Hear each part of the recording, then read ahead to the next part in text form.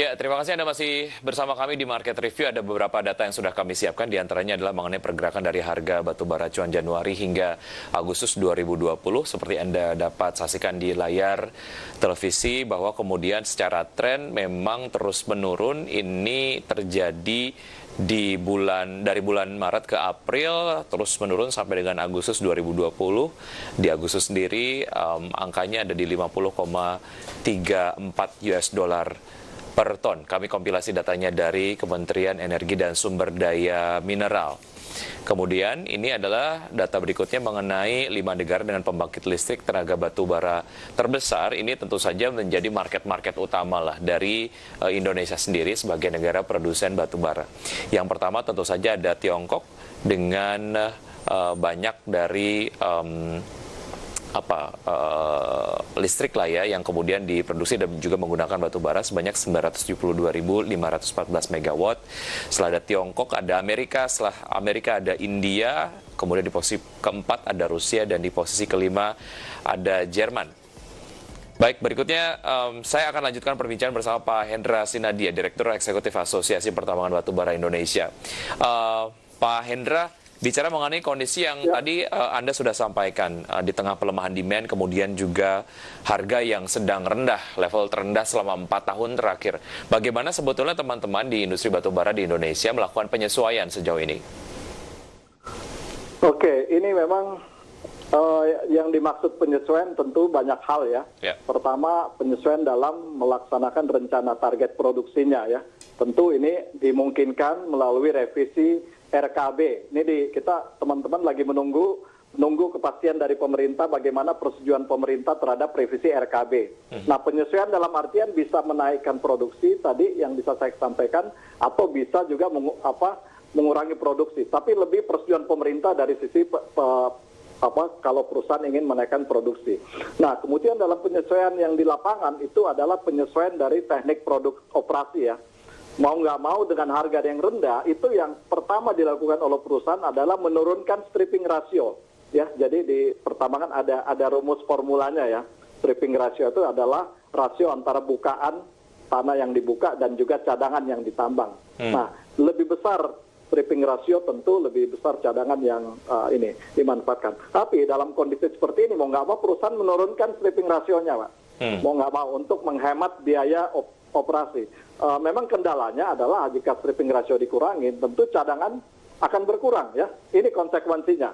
Nah, jadi ada penyesuaian. Kemudian yang saat ini perusahaan lagi dalam kondisi survival mode, paling tidak perusahaan mencoba agar kewajiban ke negara tetap berjalan, ke masyarakat juga, dan ke karyawan tentu. Ini yang kita sedang benar-benar berusaha menjaga, melakukan efisiensi, tapi kewajiban ke negara, masyarakat, dan juga sedapat mungkin tidak melakukan PHK ya.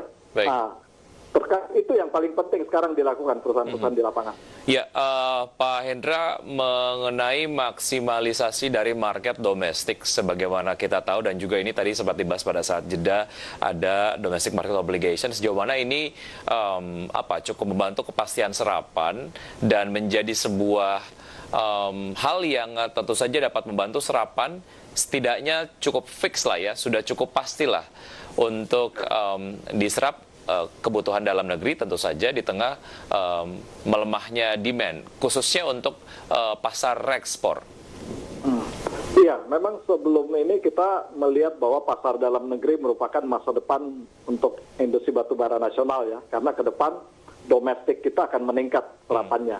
Namun dengan adanya COVID-19 ini memukul semua industri ya, tentu dengan beberapa kebijakan karantina, PSBB, industri, demand serapan industri tentu akan sangat menurun. Oleh karena itu kita juga mengkhawatirkan target serapan dalam negeri ini akan jauh dari apa yang ditargetkan pemerintah. Nah, permasalahannya perusahaan-perusahahan ini diwajibkan untuk 25% dipasok ke dalam negeri. Sementara market dalam negerinya ini shrinking nih, makin mengecil ya, mengecil. Nah, perusahaan harus memenuhi ke dalam negeri 25%. Nah, selain marketnya sangat mengecil, tentu juga kualitas spek dari batu bara yang dipasarkan dalam negeri tidak semuanya bisa dibeli, diserap. Ya, meskipun ada pasarnya, tapi nggak bisa diserap. Nah, ini perusahaan-perusahaan ini yang terkendala bagaimana harus memenuhi. Sementara pemerintah ingin menerapkan sanksi jika tidak terpenuhi. Nah itu yang sekarang kita lagi intens berdiskusi dengan Kementerian SDM, bagaimana SDM bisa mensupport industri paling tidak penerapan sanksi ini ditangguhkan dulu sementara. Karena tidak ada kekhawatiran dari pemerintah harusnya bahwa serapan domestik ini pasti akan terpenuhi. Karena orang berlomba-lomba untuk memasok ke domestik dalam kondisi ekspor demand yang lagi melemah. Baik, dari sisi supplier ataupun mungkin dari produsen, komitmennya sudah dipatok setidaknya 25%. Tapi dari sisi demand untuk domestik, untuk DMO, Pak Hendra, seberapa komit sebetulnya ini? Ketika misalnya dari demand-nya shrinking, apakah ada pengurangan dari persentase tadi? Nah, ini yang pertanyaan yang menarik ya. Ini bagus pertanyaannya, karena kalau kita lihat penetapan formula 25% itu adalah berdasarkan target produksi pemerintah 550 juta ton tahun ini dibagi dengan estimasi DMO ya. DMO ini berdasarkan masukan daripada user ya. User di selain PLN ada pabrik semen, kertas, ada tekstil dan lain-lain yang membutuhkan batu bara. Sehingga didapatlah angka 150 juta dibagi 550 jadi kurang lebih 25%. Namun dengan lihat kondisi pasar yang makin mengecil, tentu estimasi kami bukan 155 juta ton lagi. Itu paling sekitar 120-125 juta ton. Sehingga persentasenya kan nanti otomatis berubah, bukan 25%, ya mungkin 22 atau 23%.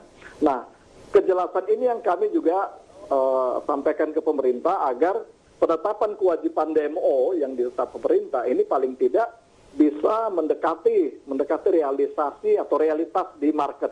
Nah, itu yang seperti itu yang kami hadapi. Sementara di sisi lain tadi saya sampaikan ada sanksi yang diterapkan. Nah, ini yang kita lagi bergumul nih dengan kondisi harga seperti ini. Ini bagaimana kalau kita harus bayar sanksi lagi, sementara kita nggak punya pembeli dalam negeri. Gitu. Baik, kekhawatiran itu tentu saja sudah terdeliver kepada pemangku kebijakan ya, Pak Hendra. Dan feedbacknya sejauh ini seperti apa? Nah, kami baru mendapatkan informasi, tapi mungkin belum official, karena nanti kita tunggu dari pemerintah. Tentu Pak Menteri SDM sekarang mempertimbangkan, memberikan relaksasi ya, paling tidak untuk penerapan sanksi tadi bisa ditangguhkan sementara ya, selama masa COVID. Cuma memang ada hal-hal detail nanti, karena ada rencana pemerintah akan menerapkan sanksi di saat level harga mulai bergerak atau mulai membaik lagi. Nah, itu yang kita sedang intens berdiskusi mengenai detail. Tapi paling tidak kami apresiasi ya keinginan pemerintah untuk mempertimbangkan agar sanksi ini bisa ditangguhkan untuk sementara. Baik, ya Pak Hendra, kita akan jeda lagi dan pemirsa tetap di Market Review saja, kami akan segera kembali.